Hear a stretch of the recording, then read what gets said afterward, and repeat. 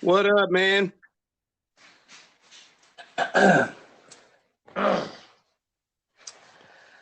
Hold on, let me drink some coffee real quick.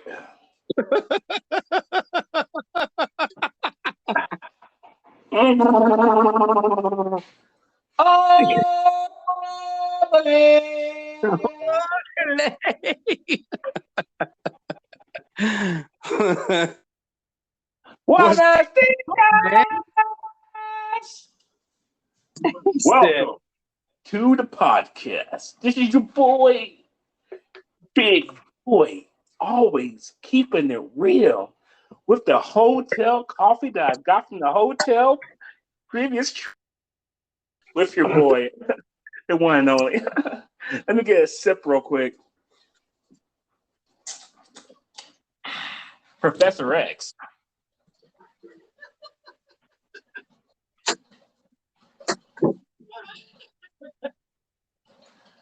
That's a good intro, man. Well, you gotta change it up sometimes, every now and then. I mean, you was throwing it out with the coffee and everything. I was waiting on you to drop like a hidden sponsorship you had coming or something. The way you were selling that cup of hotel coffee. Well, you know how it is when you go to a hotel and you kind of keep the coffee packets You and the deodorants.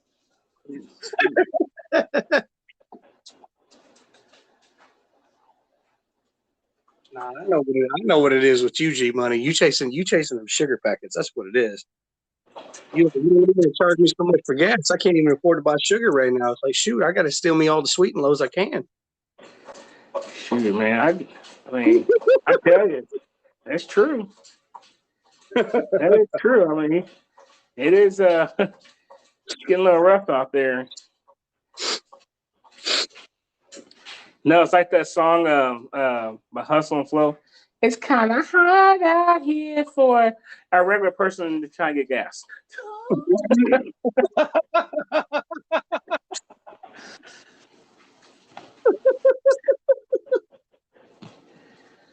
Yeah, it's kind of hard. Yeah, I tell you, man, it's rough out there, man. I was watching this video online, and it's like the main hustle of 2022. It was this dude was by the trash can and stuff, and dude was hustling gasoline. Oh, for real? Yeah, it was kind of one of those skits. Oh, wow. That was kind of funny though, but you know. So what's going on with you? Not too much, man. Not too much. Living the dream. Had a great weekend with the kids. But snap back to reality. Oh, there goes NAL. Well, it's gonna be an interesting day. Interesting day starting tomorrow.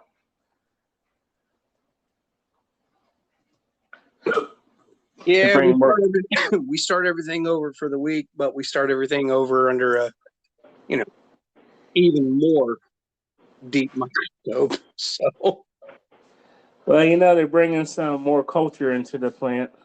Yeah, I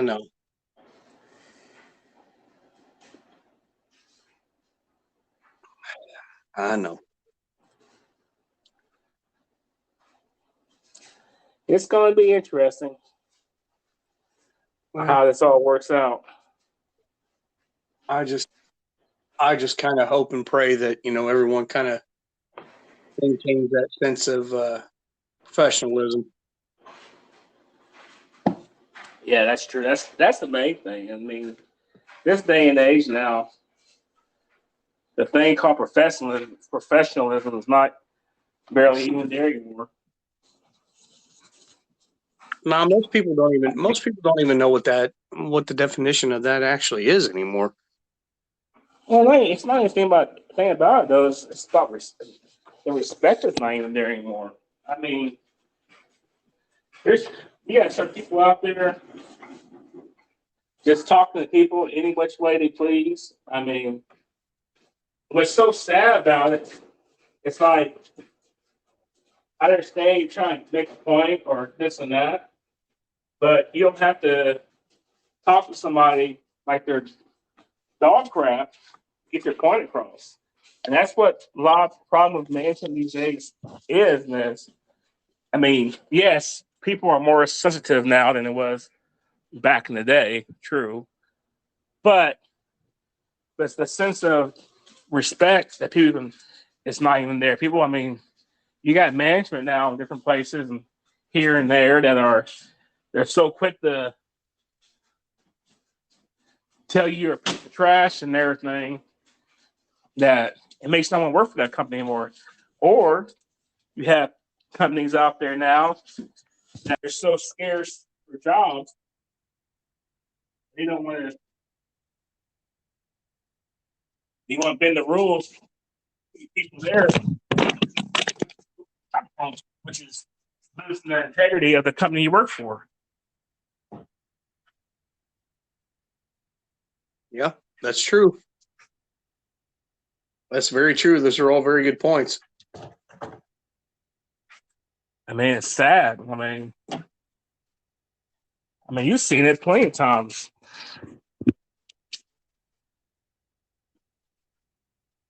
About that happening, how you know how it was back in the day. You couldn't do this and that. Now, Oh, okay. yeah. I mean, I've seen it. I've seen it happen more times than I care to. You know, I kind of wish that, you know, I don't know, man. I kind of wish some of the old values in the workforce kind of still applied nowadays. You know, I kind of wish that a good long hard day's work was appreciated the way it used to be. But it's not appreciated anymore. It's expected. You know, and that's what's got a lot of the current generational workforce doing what they're doing and feeling what they're feeling. Because it's like our generation, grew up, young, still young while we were working. I started working real young. I'm too. I started working whenever I was 12. I was baling hay for a farmer down the road. But I started working then, and I've worked every day of my life since I was 12 years old. Right. And that's just kind of how I was raised. I was kind of raised, that good hard day of work is always appreciated. It's not anymore. It's not appreciated. It's expected. Right. And if you don't want to do it, then we've got no problem replacing you without even thinking twice about it. While we are complaining about having help, or the need of consistent help. You all right? What happened? There. Mm-hmm. All right. But yeah, what I was saying is like a lot of times it's originated from the upbringing of this newer generation. A lot of this newer generation are not parent raised or government raised. I can kind of see that. Huh? I can kind of see that, but it's not just government raised though. It's like propaganda raised. Is what is nowadays considered politically correct, what is now PC raised. It is now what is the socially accepted dynamic. It is what is the socially accepted standard. It is whatever Fox News and CNN decide they're going to push for the day. I'm Right. not sitting here dogging that or targeting that. But what I'm saying is when you continue to spoon fed so much BS, for lack of a better term, eventually. Back to you was talking about Fox News and all that stuff. I was just talking about Fox News and CNN and all these major, national news platforms that continue to spoon feed the American people the stuff that they do and tell them that this is what's really going on when it's only part of what's going on. Exactly. Everything is government agendaed, everything is government oriented, everything is government based. But like I said, a lot of the stuff just kind of goes back to the fact that, this generation has been, robbed, for lack of a better term, of the mental free will. Right. When it comes to, specific things. And I'm not saying that to be a dick, but this generation is so much more self-entitled than any generation I've ever seen before. They don't feel like they have to work as hard as the generations before them. They don't feel like they have to do as much as the generations before them. They don't feel like they have to put forth the blue collar effort that the generations did before them. They just feel like things should be handed to them. And that's a lot of things that happen too is the fact that technology, has made it even more raising the kids more now. I mean, kid goes home from school, the first thing he does is go either parents, if they got parents that make him do his homework or make him do their homework, he go play video games. I'm not saying that video games are bad, so I'm not saying that, but the parents will let the video games raise their kids. Well, no, we definitely aren't going to say the video games are bad. I mean, we've done video game podcasts, so no, we're not against the video games, not even remotely close. But it's when you allow something else to replace your job and your responsibility as a parent in the raising and upbringing of your child is what he's referring to. Right, because I've seen these little memes on Facebook about you show like two parents sitting there. I mean, you probably seen it where two parents on their phones and the kid's just like, "What about me?" Yeah, I've seen those memes. So another one that really hits home for me is the one where they're sitting down at the dinner table as a family. Yeah. There's 5 of them, and they're all on their phones. Right. They're not engaging in one another at all. They just simply coexist together, and that's it. Right. There's no family dynamic. There's no emphasis on family and moral values, or just I don't know, man. Just what we always viewed as standard upbringing. I'm not sitting here trying to sound closed-minded or anything like that. It's just, man, we just forgot along the way to care about people. We just forgot along the way to man, just to even try to put ourselves in someone else's shoes. Like, we don't do that anymore. That is not socially acceptable anymore. You have to be all about you 24/7, and if you aren't and the world walks all over you, it's your fault. That's the thing about it, though, is it's just bad. And then about not only that, media and this world of social media has made things that were frowned upon back in our day okay. Like, it's sad. But I'm not gonna get into that topic. I'm not gonna get into that topic because that right there is gonna cause some backlash on that one. But you get what I'm getting at, though. I mean, yeah, I'm right there with you. But I think it's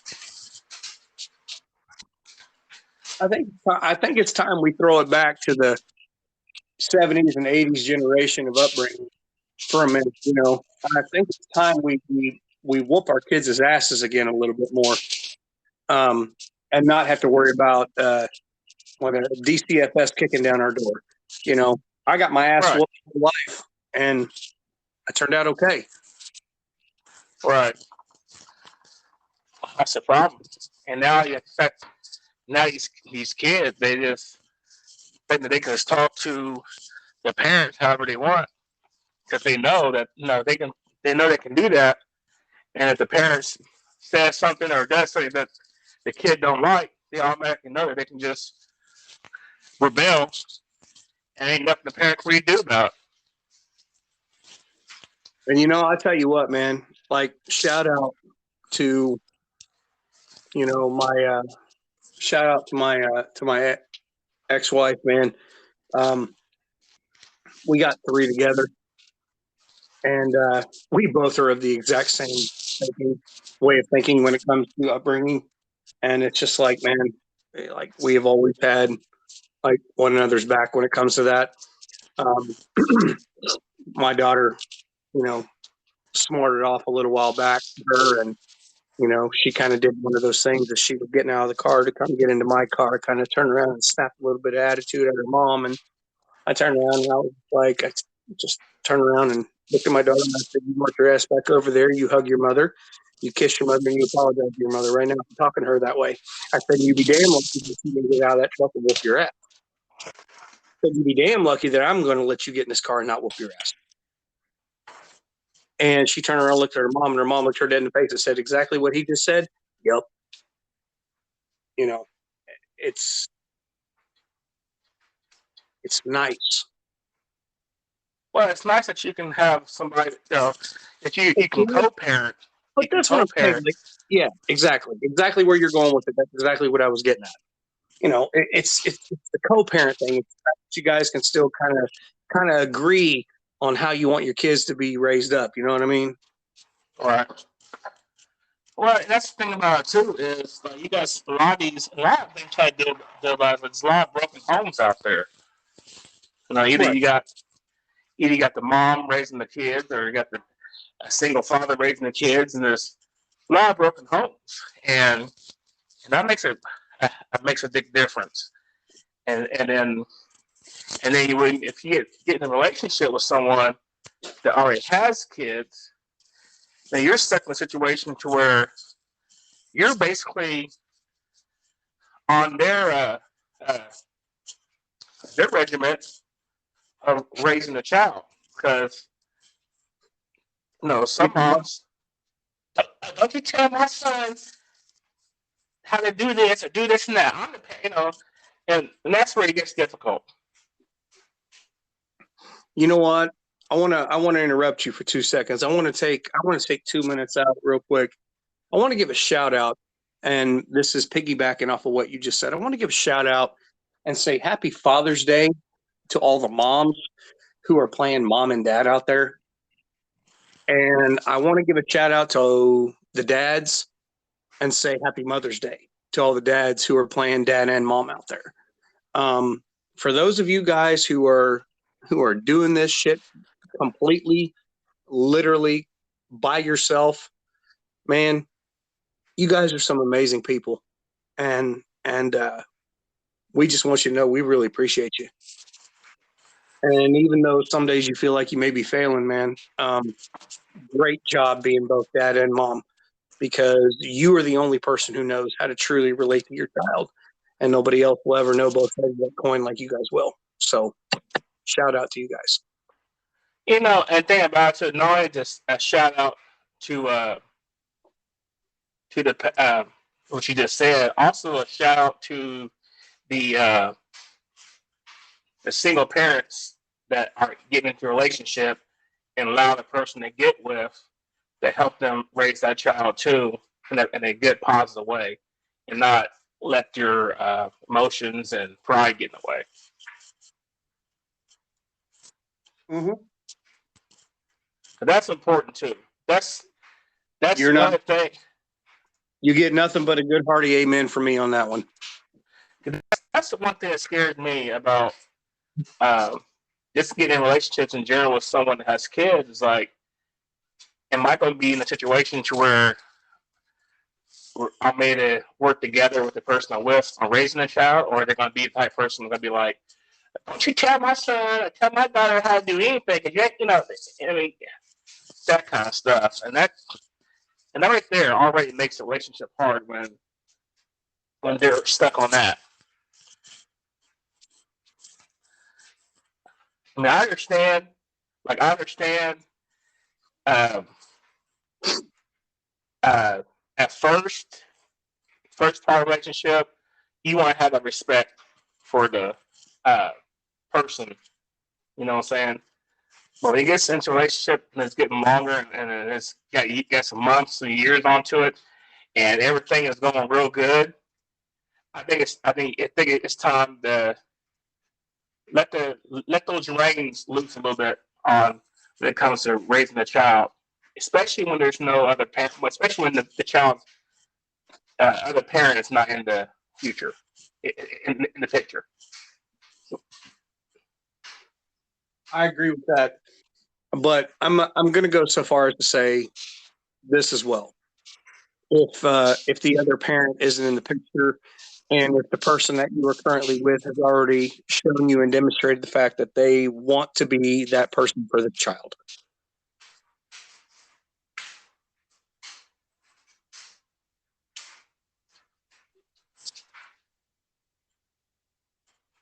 Yeah, I agree with that.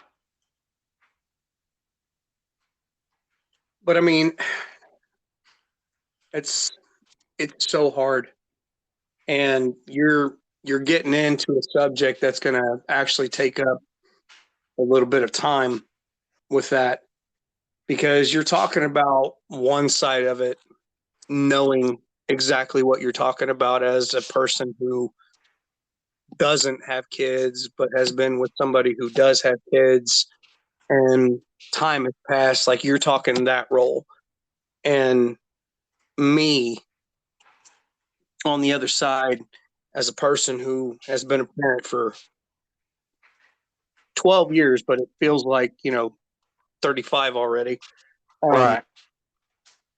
it's different. it's it, and And I don't. I just think you may have touched on the most I think you may have touched on the most real subject we've ever had on the podcast, like for real. Like I really believe this. No, So I just know but because I experienced that. right, but what I'm saying is you're starting to talk about that. And so in order for everybody else to understand what you're coming from, like, you know, why don't you illustrate some of the thoughts that you went through as, the person without the kids who wanted the kids? Why don't you just illustrate your stance on that? Now, all right, can repeat that again because I'm not understanding.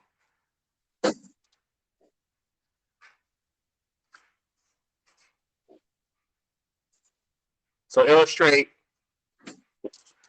Now repeat that again, Jake. Do what? So repeat that again. I'm sorry. Oh, no, I was just saying, um what you brought up as the person who was in that situation, where you were wanting the kids. Why don't you illustrate that standpoint? Oh, okay. Because yeah, I was just saying, like, kind of educate people a little bit with your own little personal testimony on that subject. Yeah, I mean, I do want kids. Part of it is because I love kids. But also another part of it too is like, which is I'm the last one left of my generation. My generation is men in my family. That's another part of the reason why I want kids. Um, but a lot of times with the past relationships I've been in, where there was kids involved or the person had kids, they were either older or they're even very young, and it didn't really work. It didn't work out because it was either they didn't let the reins off a little bit to help raising the child too, because of my upbringing was different from theirs, so there was a conflict there of upbringing. So it's just tough, man. It's just tough when it's just tough if you have different upbringings and different views of how to raise a kid. Of course, a person that already has kids is going to have a better idea, a better view of raising a child than the person that doesn't have kids. So when you don't have kids and you give someone kids, you look at what they're doing and you look at what other examples are, especially your childhood. And a lot of times, sometimes that stuff doesn't mix well with the person you're with, because maybe the person you're with didn't have a mom, or didn't have both parents in the household, or parents are still married, or they don't have grandparents, or so there's a lot of factors in it with raising a child, and by your upbringing or how you know what I'm saying. Yeah. Yeah, I mean, and you're right. You're touching on something that we've talked about, on several other podcasts.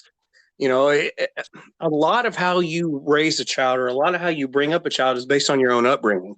People don't take time to stop and realize that anymore.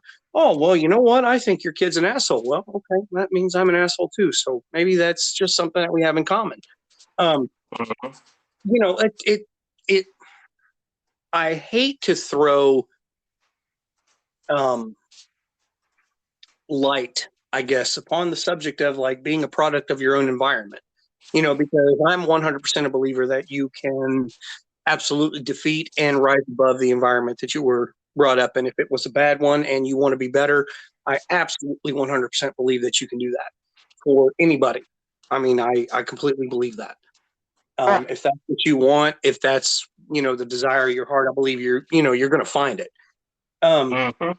But what I'm saying is this. All right. So this is what I'm going to do right now. I'm going to apologize to you. Okay. And what I mean when I say this is I'm going to apologize to you as the person who has kids for the way that we have treated you as a person who doesn't have kids, for the standard that we automatically held you to when you decided that you wanted to be a part of our life, for what we instantaneously expected out of you, for the things that you had no idea how to do yet because you hadn't been around anything but nieces and nephews, or, for some people, no kids at all. I apologize for the level of expectations that we put on you guys. But that's the side that you guys don't understand from us who have kids. Mm-hmm. However, I do apologize for it because it is absolutely not fair. It's absolutely 100% legitimate, because when you're a parent and you love your kid, all you want is what's best for them first. So it is 100% legitimate to think that way and do you that way, as unfair as it is, because that kid matters more than you. Outside of that, I apologize because that is absolutely unfair to you. To anyone out there who has ever gone through this situation, that is what I'm doing right now by doing what I'm doing with Big Boy. But thing about it though, and this, I suck up hard. I've been in relationships where I tried, I try to um, be there for the kids, especially when their fathers are not in the picture, or something like that. And a lot of times the parent don't like the way I do things, or I had one relationship that was almost a relationship where she told me that you don't tell me how to raise my child, and if my child does something wrong, you need to let me know. You don't have the right to discipline them. You know what I'm saying? That's like, then how can you have a good relationship with someone when they're already throwing you daggers like that? Well, that's a double-edged sword. So you have to be careful with a topic like that, because that's a double-edged sword. Obviously, with what you just said, as far as like how can you have a good relationship, you're exactly right. You're exactly right from one perspective. However, the other perspective that's involved in the equation is oftentimes not one that we think about. It's the other party's view, you know, and and we sit here and we claim that we want real life relationship. We sit here and we claim that we want, you know, real life connection. But ultimately, what it always boils down to is at the end of every day, we want what we want first and what our partner wants second. And that's why shit don't work out anymore.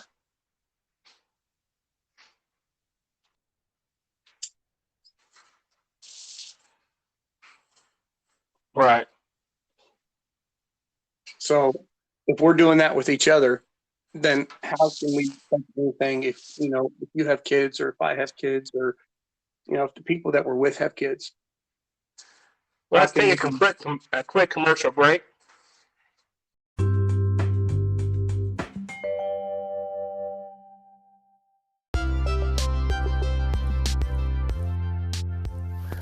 That's right, everybody. Thank you for listening into the podcast.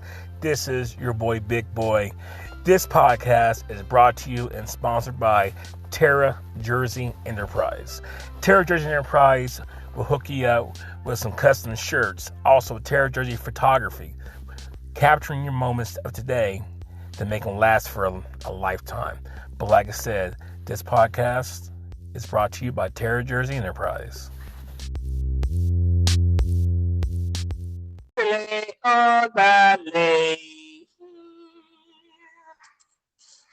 I see what you did. You got to jump on me this week. See, last couple podcasts we've had, I've been taking us into the commercial break, and I was right in the middle of a soapbox, and you cut me off on commercial break. Well, you know, the only reason why I did that because I was starting to lose connection and started doing a little like computer love.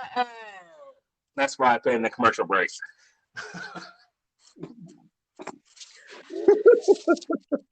So I started to see a little issue coming up where it was about to disconnect on me. So I went ahead and just you know, put in the commercial break. But complete what you were saying. Oh no, it's all good. I was just you know, for a real quick recap, I was just talking about, you know, the perspective from a person who isn't a parent to getting into a relationship with a person who is a parent, and as the person who is a parent, apologizing to the person who is not a standard parent for the way that we treat them and the standards that we hold them to. That's what I was talking about.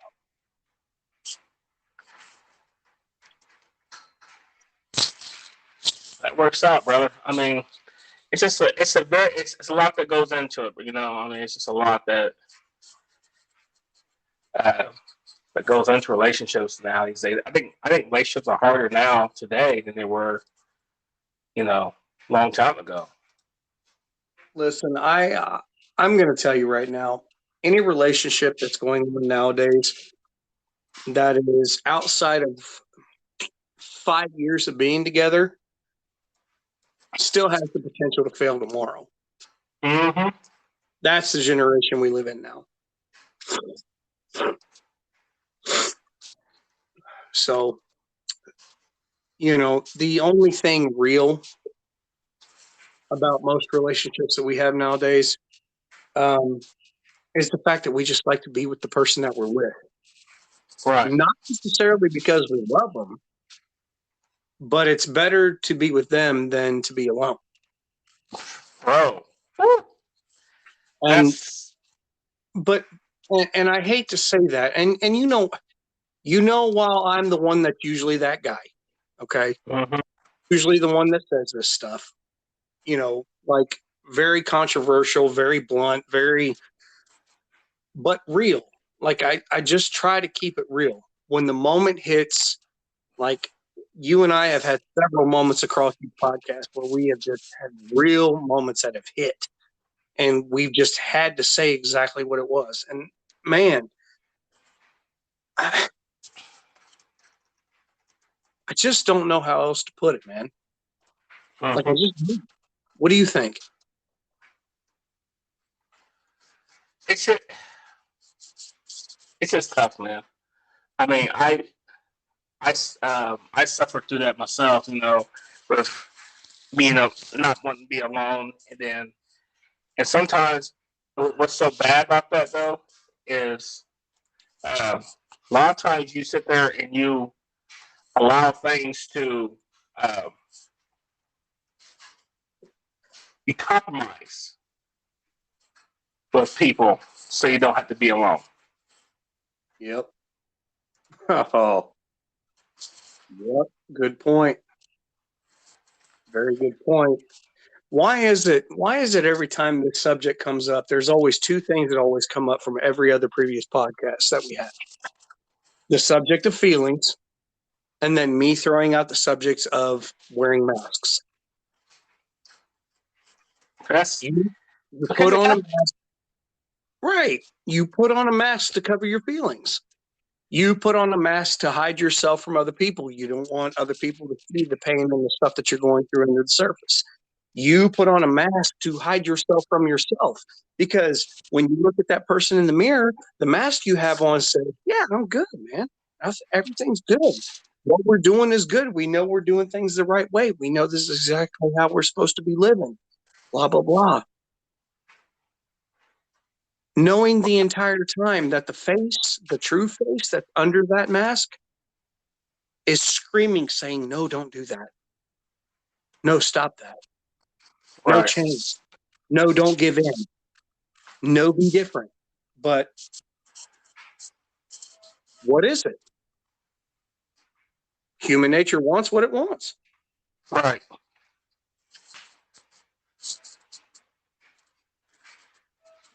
I mean, it's true. I mean, it's like we're so quick. It's like because we're put into situations in our life.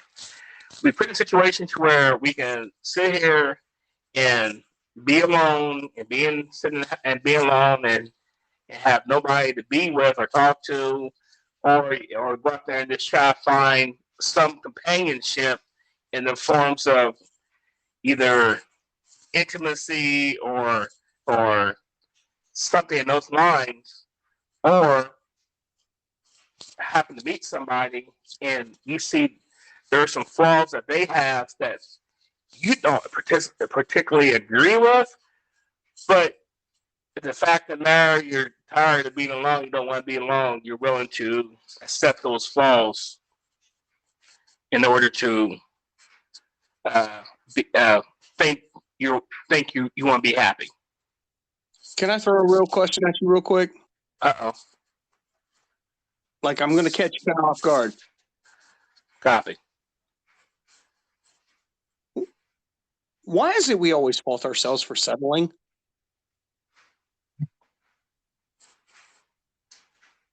Or why is it we always fault ourselves for convenience? Because you want to know why I think? Yeah, I do. Because a lot of people, majority of people will pay more for convenience. So you're willing to hurt more for convenience instead of putting the work out there. Are you referring to different levels of materialism? No, I'm just saying.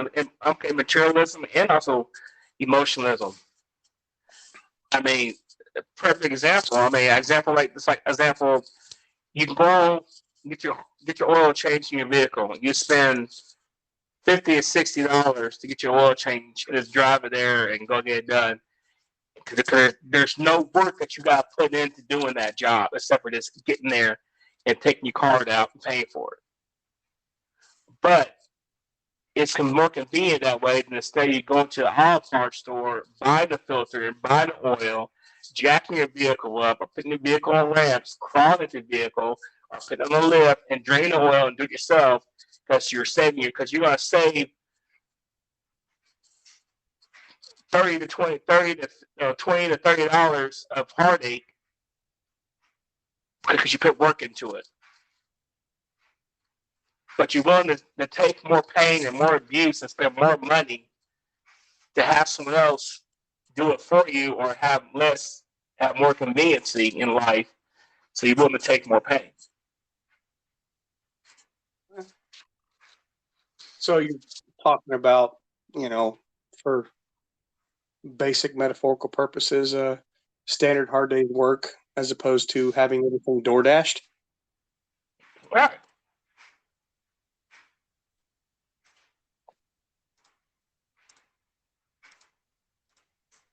I mean, you're talking about going out and getting everything for yourself, right?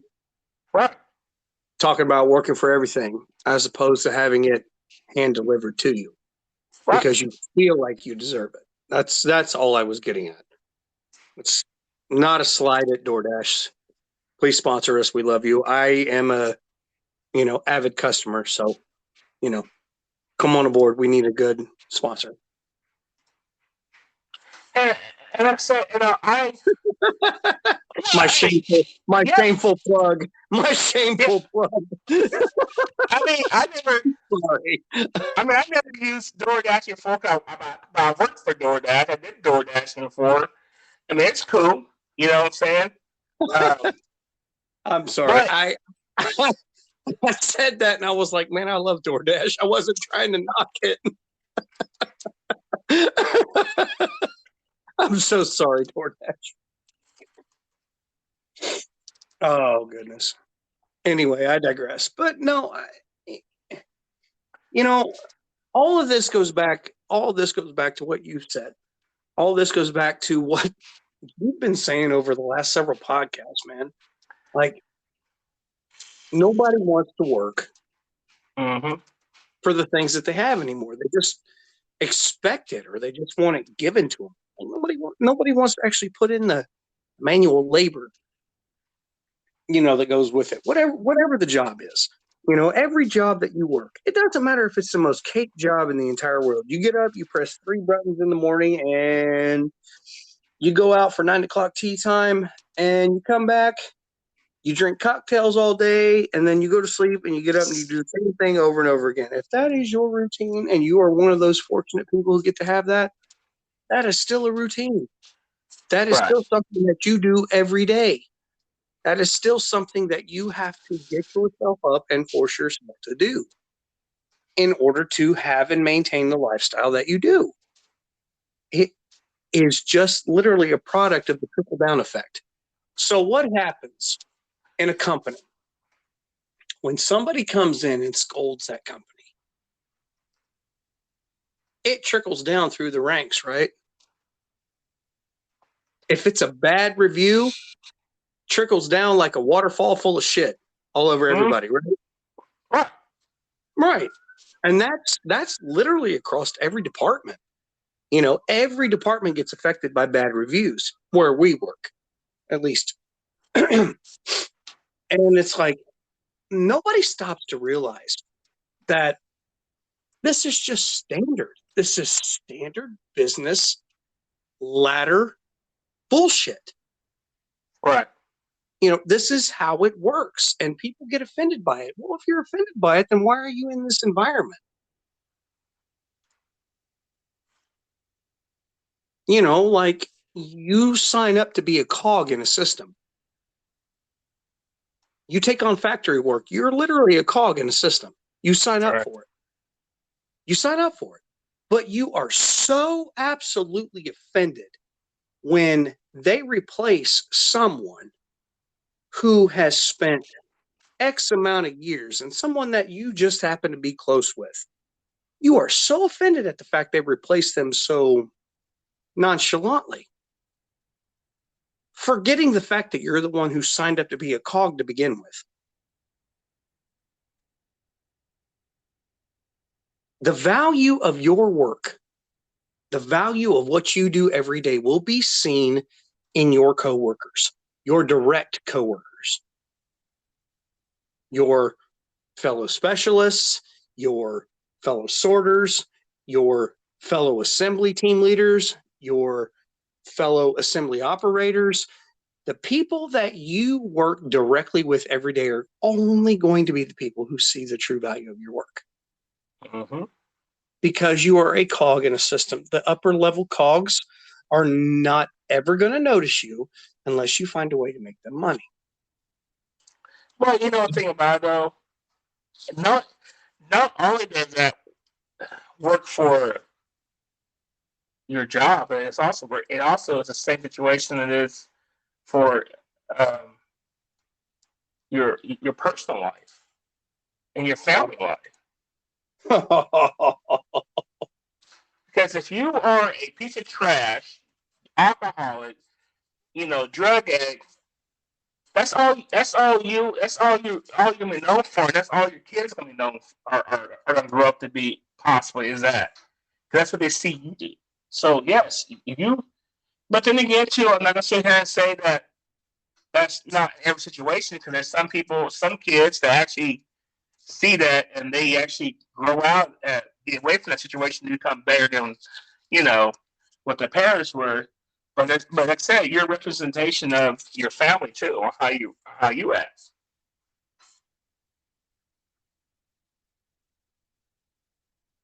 Yeah. So I mean, what do you want me to say to that? Yes, Sahib, you're right. I'm wrong. I mean, it's just how it is, man. I mean, No, I wouldn't say it as a shot. I'm saying it as like I can't dispute that point anyway. You know, I just, I don't know.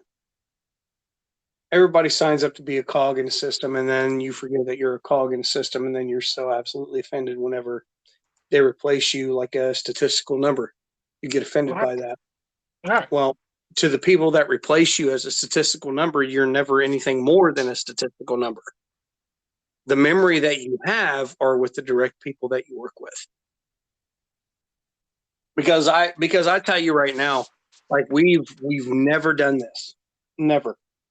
But this is a dude that I still think about all the time. And this is somebody that I know that you worked real close with. I still think about Cody Swart every day. At oh some yeah, point, at some point every day, every time I walk into quality, I'm still looking for him. right, Um, he was just such a good dude. He had such a good heart, such a good spirit. Um, and God, I miss him. Just somebody that I just look forward to seeing every day. mm-hmm, Always gave me shit. Always gave me shit. Was always one of those people who kept me real and humble. My right, three, I can't. I can say them, but I'm not going to say nothing else. My three favorite sorters I ever had, bringing lamps down. Tracy, Pat, and Cody. So much sass, so much attitude in that group, but so much realness. Like they just fed off each other. You know what I mean? mm-hmm.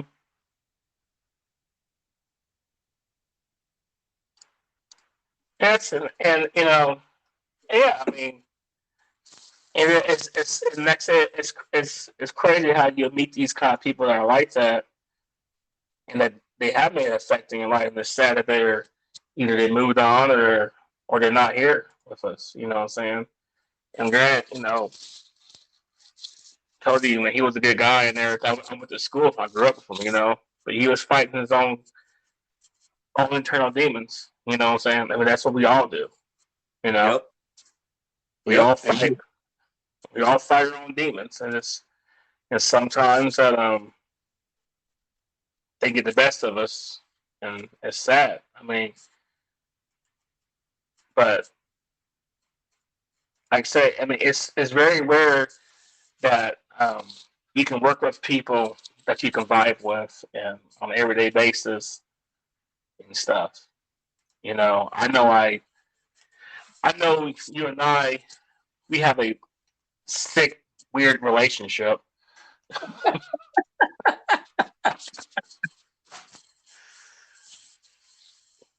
Uh, it's like we love to hate each other,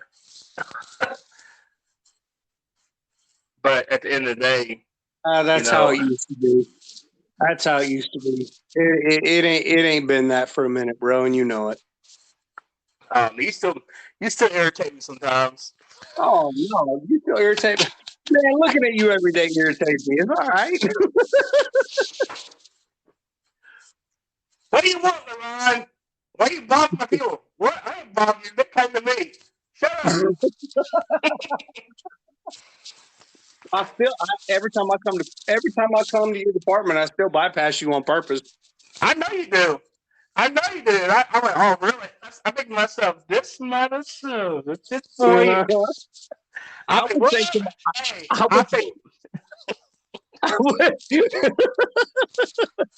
I would think to myself, this mother flugger too. I really would. Hey, But I'm like, hey, and I have said too, whatever, Jake. But you know why? If it's something I think you're going to say no to, I ain't asking you. No. I'm gonna go to somebody else that I know has a more open mind than you. Hey, you never know. I might surprise you one day. Somebody could give it a chance.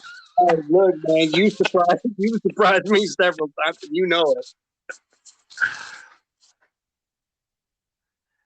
But no, it's true. I mean, sometimes you do have people that you can vibe with, and I mean, exactly.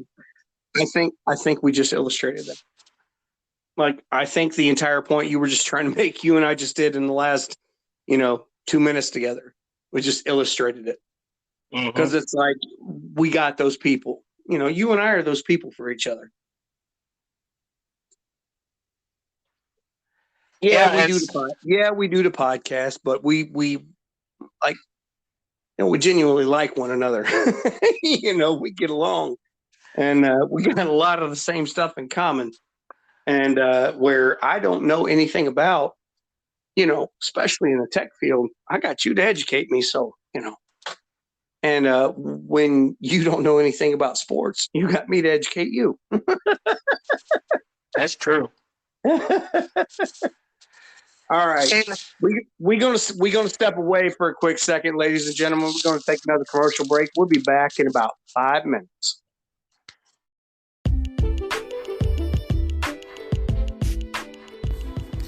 Thank you for listening to the podcast tonight. I'm sorry for technical difficulties, but this is the closing. I appreciate you for listening to the podcast. Thank you.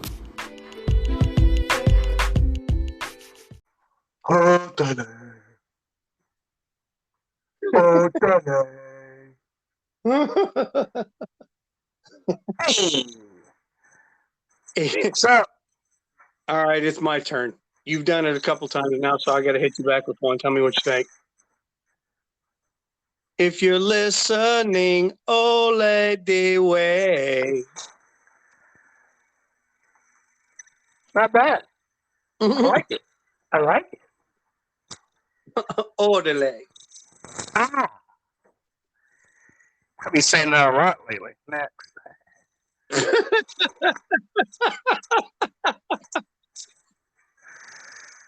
Oh, man. So, next topic. So, you remember what I talked to you about the other day at work when I showed you an email? Yeah.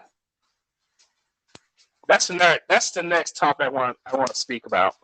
Uh-oh. All right. Well, I'm going to take a step back and light up a cigarette, ladies and gentlemen, because this soap is getting ready to bite. Oh, yeah. So, the theme of this soap is going to be titled, Is It Always Greener on the other side, or is an opportunity going to be beneficial to yourself in the future? Dun, dun, dun. So, they say, you look online and a lot of the economists and all that stuff, they all said this is the time of the great resignation. And for a lot of people out there, you don't know what that means, is that right now, statistically, the job market is so flooded with people needing the positions being opening, and people are just walking away from jobs and going to get another job the next day. So a lot more quickly than it was before. And one of the things that's hard to fancy with is doing that, especially if you've been in that position for some point in time. Just in general, is it you see a lot of pros with possibly taking a position with a different the con of some.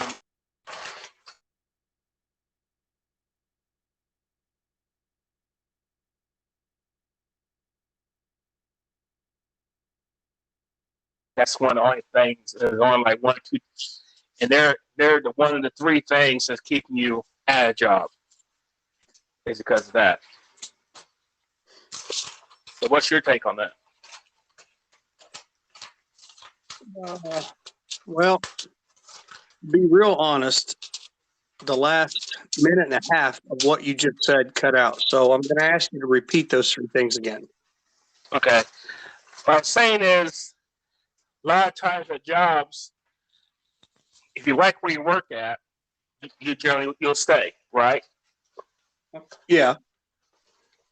But also too with some jobs is that there's only to actually keep you there.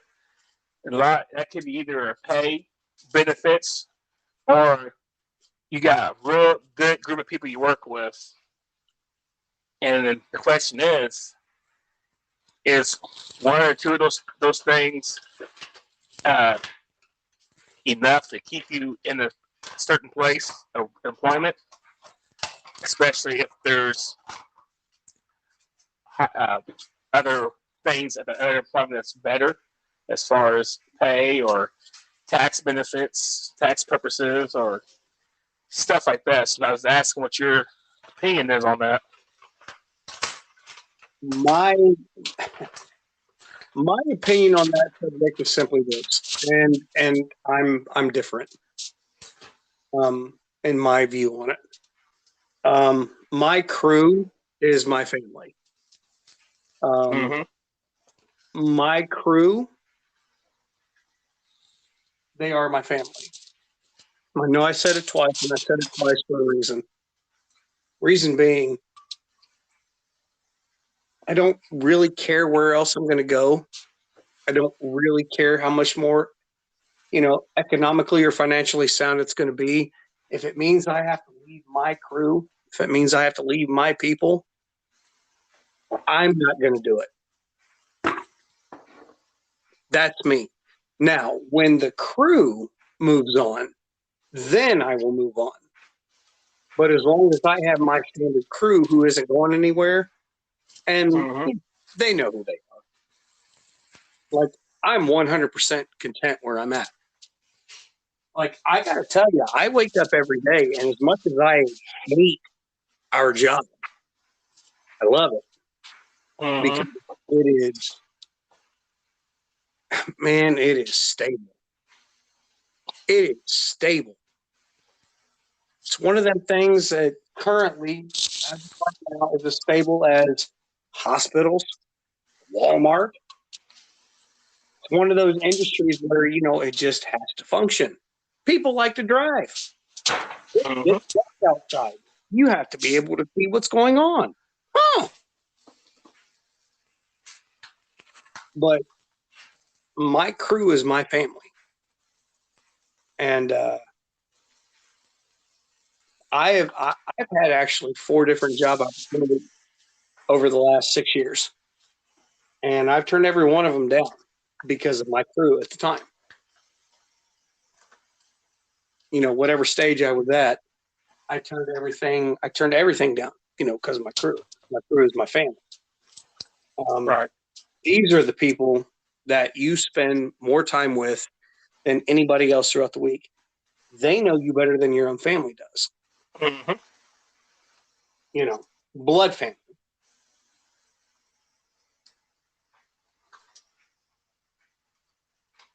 So my take on that is I'm going to stick with the crew. But it's just because I am old school. I just believe in loyalty and the crew and being there for one another and taking care of one another. Like I said, you know who my crew is. You can go talk to any one of them about me, and they love me. Mm-hmm. You know, even when they hate me, they love me. So, you know, it's just that real. You know, when you have that, it's real hard, man. It's real hard to walk away. It's real hard to give that up. Right. However, that was the negative side of it. The positive side of it is this. You're exactly right. Sometimes the grass is greener. Sometimes the grass is greener on the other side. And as much as you want to try to tell yourself that this isn't something that you should explore or look into or be a part of, sometimes it's the one thing you need to do the most that you may not realize at the time. Sometimes change is necessary to get us out of the rut that we have allowed ourselves to get into and become accustomed to. It's a difference if you're actually happy in that rut. If you're happy in that rut, then it's not a rut. It's just a routine. Mm-hmm. But if you're unhappy, it becomes a rut.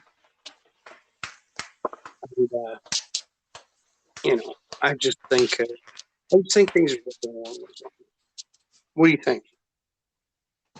Well, and I agree with you. You know, if you, especially, you know, when you work at a job where you do work long hours, like you say, you're right. I mean, if you have a good crew you work with, that is your family because they see you more than your own family does. So, yes, that does make it hard uh, to look at different opportunities because of that, what you have built with not only with them, but also built with that company you work for.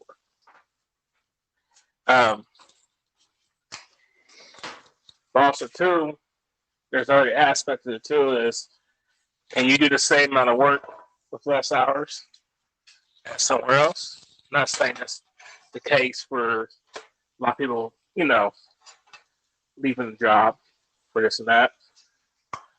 But but sometimes you can. But there's, like I said, there's other. You really got to put everything down on paper and then really think about, especially if you've been at a job. And also, it also deals with the fact of the matter is how long you've been at that job too. If you've only been at a job for a couple of weeks, a couple of years, it's going to feel differently from somebody that's been there for 5+ years, 10 years. You know. Yeah, exactly. Yeah, that's actually an extremely good point. Go ahead. Um, so somebody that's been there for 2 or 3 years versus somebody that's been there for 5, 10 years, 15 years, it's gonna feel more how can I say this, more scared than somebody that's only been there for a couple of years. Um, now another aspect of the situation that plays in the matter of that is what kind of benefit, what kind of benefit packages does that other company have versus what you already got, too. And also, too, another factor is probably one of the biggest things. You can agree with me on this or not, is your age.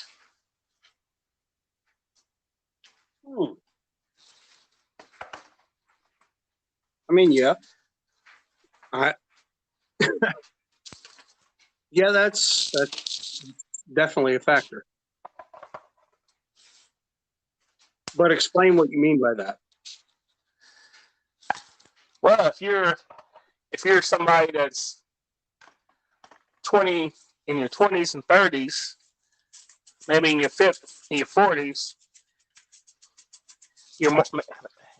maybe in your 20s and 30s, you're more apt to you can recover from going from one job to another job. But when you get to the age where you're in your 50s or 60s and heading into retirement or so-called retirement, the job market is going to look differently.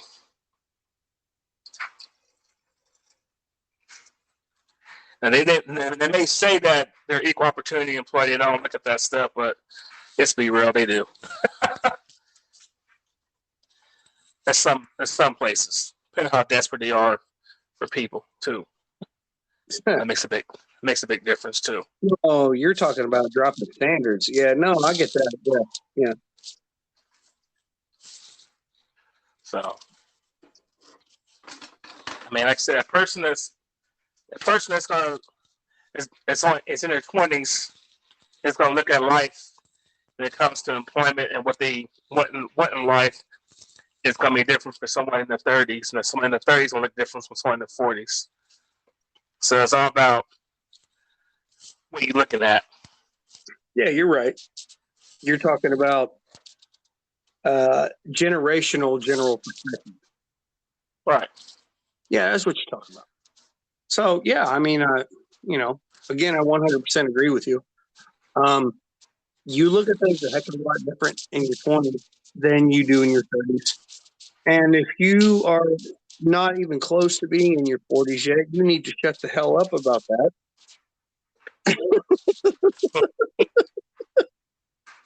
Because you don't know what it's like.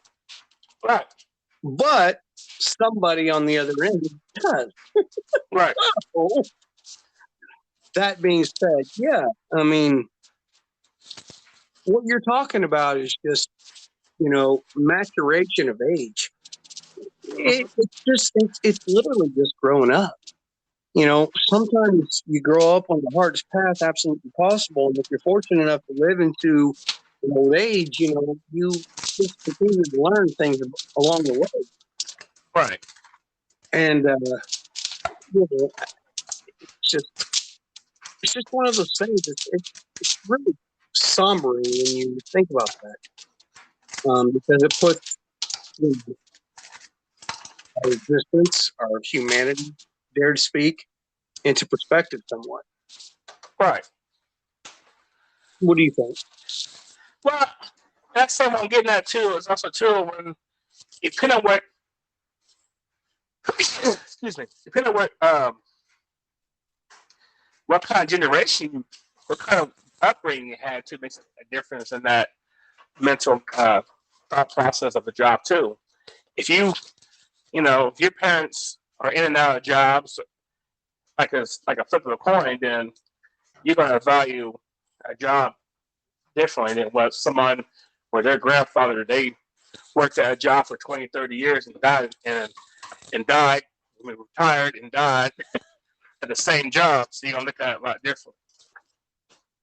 Which comes into, like you said earlier, about the loyalty at a job. But also, too, you got to do what's right for you. You know what I'm saying? I mean, and the thing about it, too, is I think I understand, too, are you satisfied at the level in your life that you're currently at? And that's a question that you have to ask yourself deeply is, are you satisfied at the level you're at? Yeah, but what's the problem with that though? You're going to bring that up and you say this is the question you have to ask yourself and everything like that. But what is the ultimate outcome of that? Do we ever ask ourselves that question honestly? No, never. We never actually look at ourselves 100% legit and say, hey, are you okay? Because we know if we ask with 100% certainty, there are parts of us that are going to look at us and go, hell no, I ain't okay. Mm-hmm. And you know why? But because any type of mental instability or any type of mental or any type of mental weakness is viewed as such a, oh, what's the word I'm looking for? Good God. A negative thing. That's not the word I was looking for, but we'll just go with the negative thing. It's always viewed as a negative thing. And it's like we don't ever stop to just realize everything that's going on around us. What do you think? Well, it's true. I mean,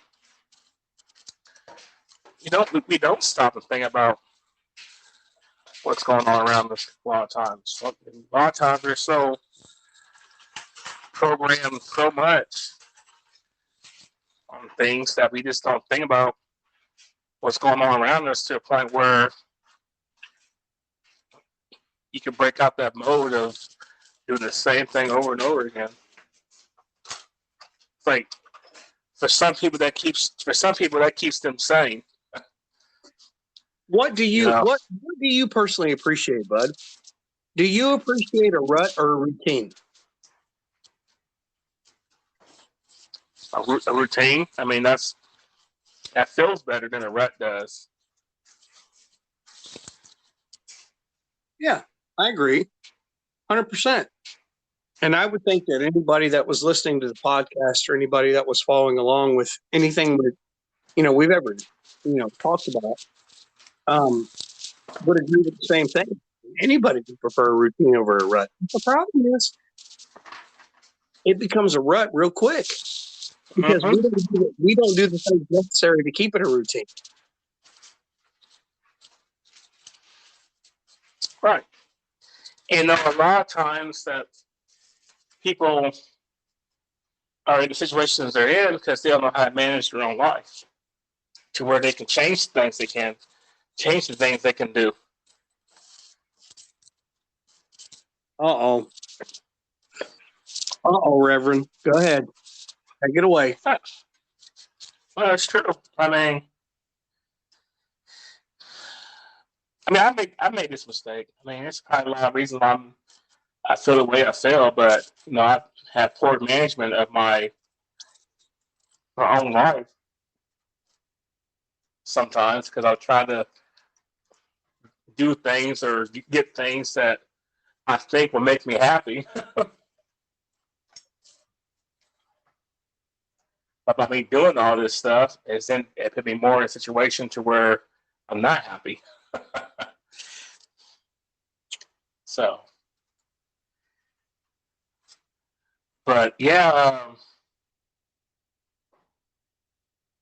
I mean, it's how it is. I mean, it all depends on how you. I mean, if you manage your life right and you do things smart, you can live a better. You can do things a little bit differently. So. Yeah. Yeah, you're right. You can. If you pay attention to everything that's going on around you and manage everything the way that you should be, you absolutely can set up a better life for yourself. 100% correct. So.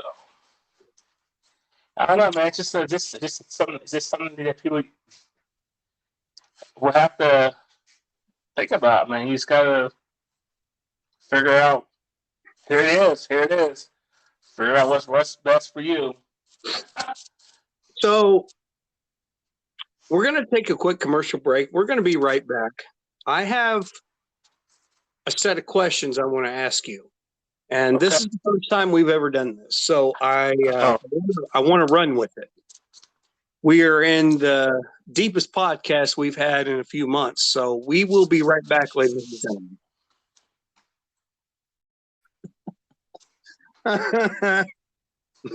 Orale. Gotcha. So I want to do something different, something we haven't done before. I want to do the 20 question part of the podcast right now. So, favorite color? Blue. Blue.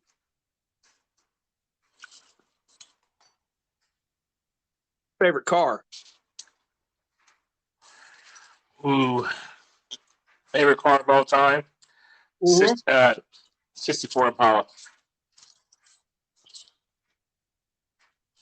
Favorite band?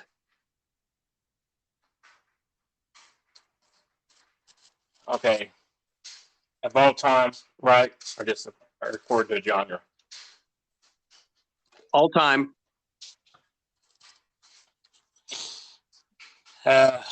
Shoot. That's a tough one. Montgomery Gentry. Favorite NFL team? I knew he was going to say that. I knew he was going to say that. Well, then just say it. Jacksonville Jaguars. Liar! You're a liar! Next question, sir. You're like the Miami Dolphins. Shut up. Next question, please, sir. Favorite food to eat? Oh, God. Chinese. I'm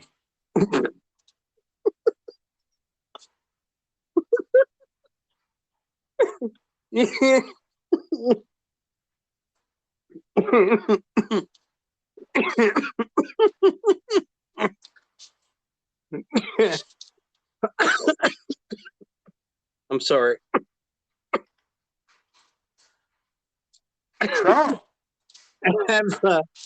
Have you? I was coughing when you said what you said, and it made me start laughing. So, have you ever seen the second Expendables movie? I've seen the first one. I have not seen the second one. All right. Well, after saying what you just said, I think I'm going to task you with watching the second Expendables movie. Because when you just said what you said about Chinese, you sounded exactly like Dolph Lundgren did in that movie. So now you need to watch it so you get the reference, okay? Oh, I am. No, I'm just saying. It was pretty freaking sweet. No, yeah, everybody's got their opinion. I'm sorry, you threw me off. You made me laugh. That was spectacular. Favorite game? Madden. Which one?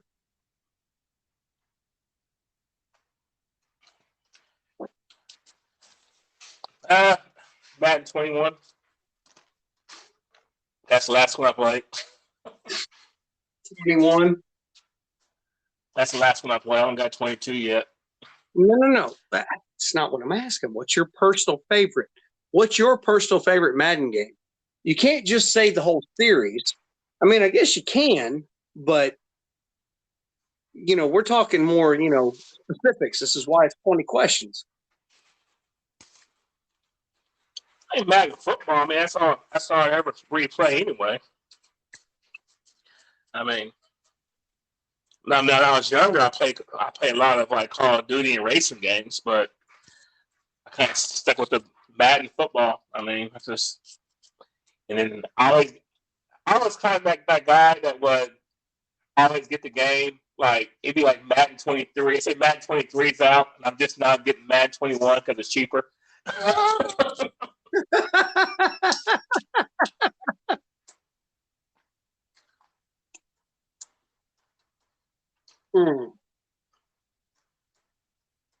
ain't paying no $75 for no game.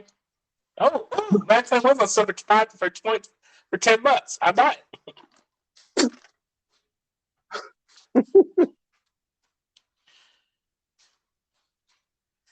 Yeah, I know I'm cheap.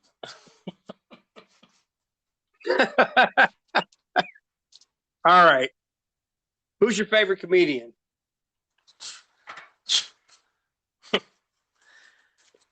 Kevin Hart.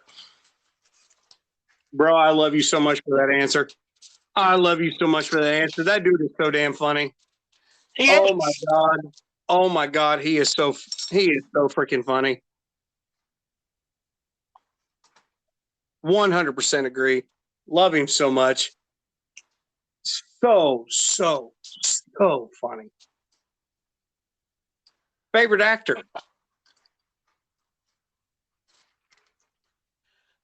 Samuel L. Jackson.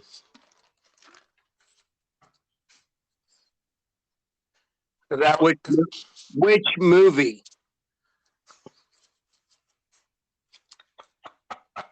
You know better. You know better. You can't do that.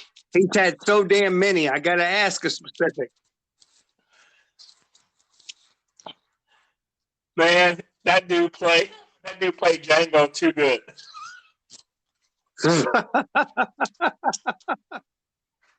He played it way too good. You talking about his role as the butler in that movie? Yeah. Oh, okay. Yeah. I got you. There for a second, I thought you were saying he played Django. I was like, no. No, not Jamie Foxx. No, actually, you know what? Let me rephrase that. He made my top 5.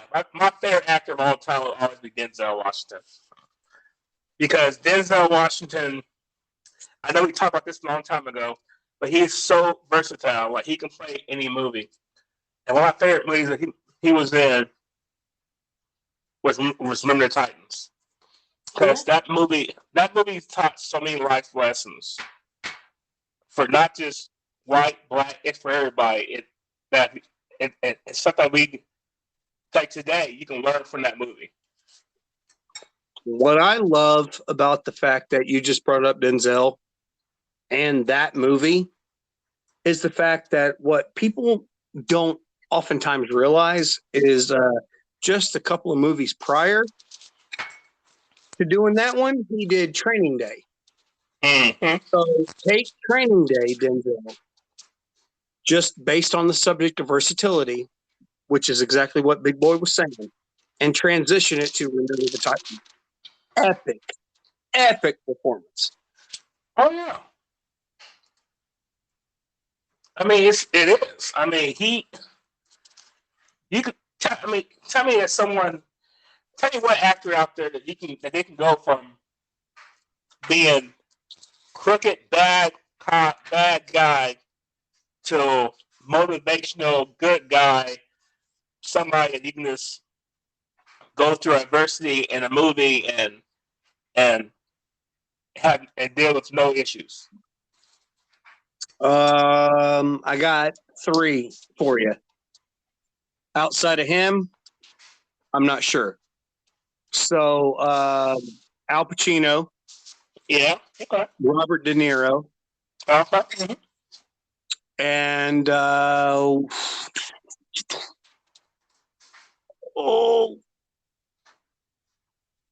crap. Samuel L. Jackson. Sorry. Yeah. They can flip flop and interchange in any movie at any given point in time. Those 4 guys can. They're amazing at it. And not many actors can do that, man. I mean, there's some that tried. I mean, like The Rock, he tried. And He's playing decently at it, you know.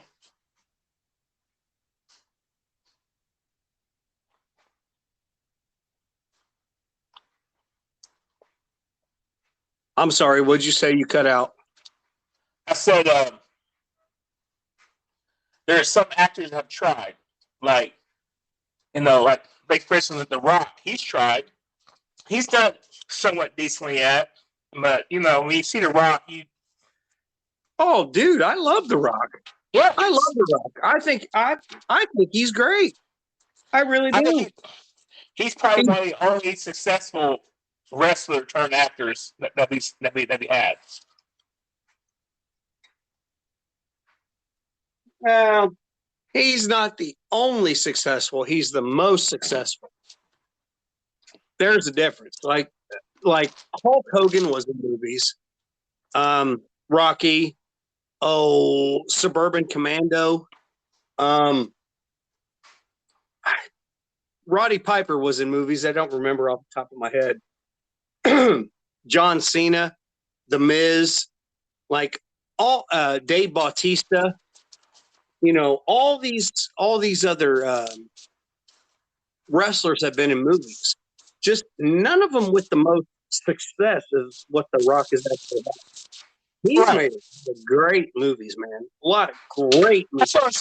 That's what I'm saying. It's like, yeah, I think what happened was with this is that.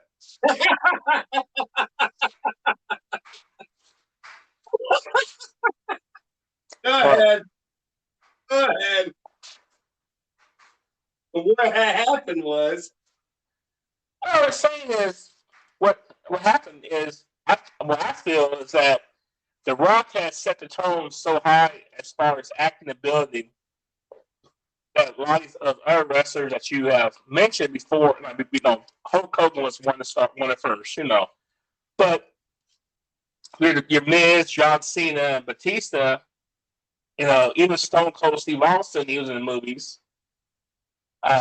There's some other ones, but I think The Rock has set the tone so high as far as the ability to act that those guys can't keep up. Yeah, I agree. I mean, I can't dispute that. You got Stone Cold. I mean, hell, you got UFC fighters, Randy Couture, former NFL players, Terry Crews, Bill Romanowski, Brian Bosworth, wrestlers. You were talking about movies, Kevin Nash. Mm-hmm. Yeah, you're exactly right. I'm not saying they didn't do it. But that's the reason. But I'm not saying that they haven't done good. I mean, actually, I think one of the ones that probably say after that has done real good is Terry Crews. He's been in multiple movies.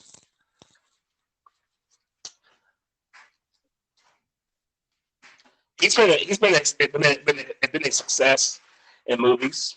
Yeah, quite a bit. Yeah, so I think he's probably one of your second actors that were a athlete per se that has been real successful. So, all right, well, that's a good point. That's a good answer, hopefully. Oh, way to bring that back. All right, ladies and gentlemen, we are getting to the end of the podcast. We're going to take one last commercial break. We're going to come back with our closing thoughts. We will pick up the 20 question segment next week. Please join us.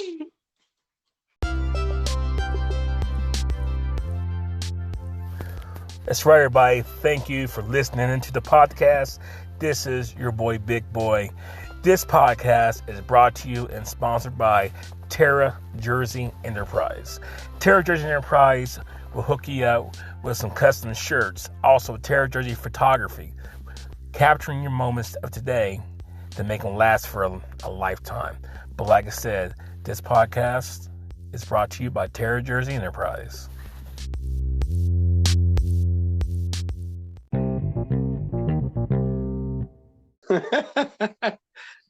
What's up, buddy?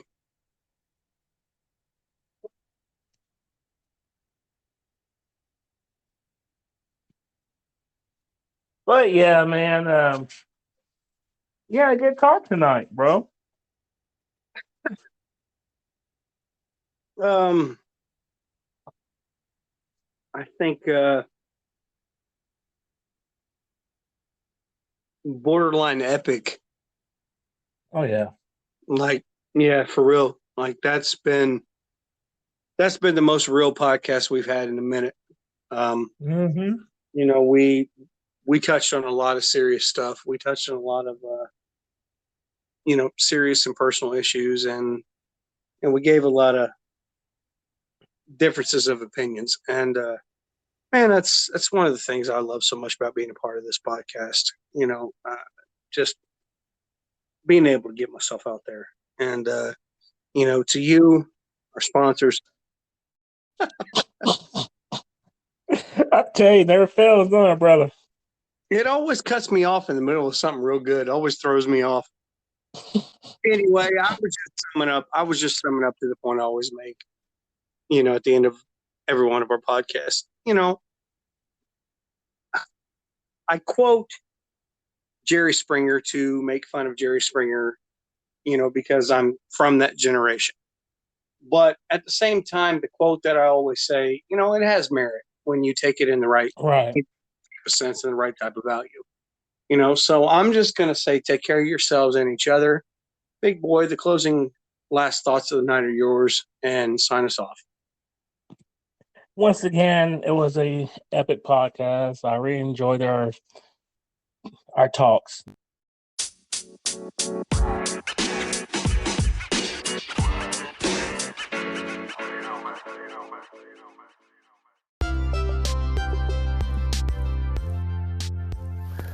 That's right, everybody. Thank you for listening into the podcast.